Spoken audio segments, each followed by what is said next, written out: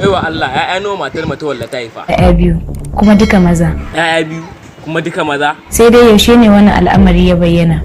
Bai tabbata ba. To me yasa kika ce bai tabbata ba bacin kuma gashi an gaya mu? To ai shi kenan. Asali ma babu cikin. Yanzu ne za a samar da shi. Gaskiya ne. Kawai da gaske matar Matawalla ba ta haihu ba? Kuma yanzu an zo kan wani kadami da za mu tabbatar da cewa abin da Umar Hashim yake faɗa na cewa mu ba gaskiya. Shin shi ba zai karɓi wannan gaskiyar ko kuma ba zai karɓa ba? Kuma kun san dai dole ne Umar Hashim ya karɓi gaskiya ko? Na ji ba daɗi sosai ta yadda sai da na rike babana haka. Na rike wuyan shaka na ma zai sha loto. Na ɗauko wata wuka da take kusa sai kawai na yi ta daba masa. Umma ta yi kokarin ɓanɓaro shi daga hannuna, ban ma lura ba idanuna kawai suna rufe, kawai na ta dabawa. Bayan wani lokaci sai na suma. Marabanku da an tayowa zuwa sashe mai suna cakwakiyata, sashe da ke bada dama ga makabci ya bada labari akan wata cakwakiya da ya taba an tayawa.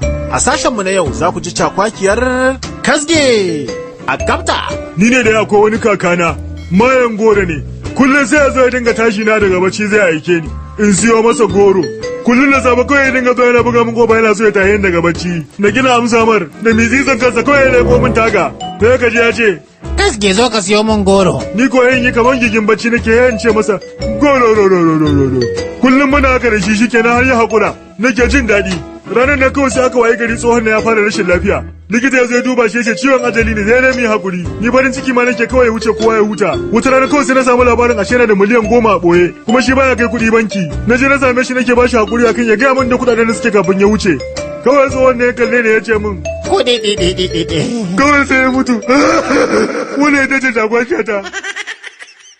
Ku rattaba mana subscribe sannan ku danna ƙararrawa. Haka zalika ku san baɗa mana like ku saburbuɗo mana sharhi sannan ku yaɗa wannan ɗauka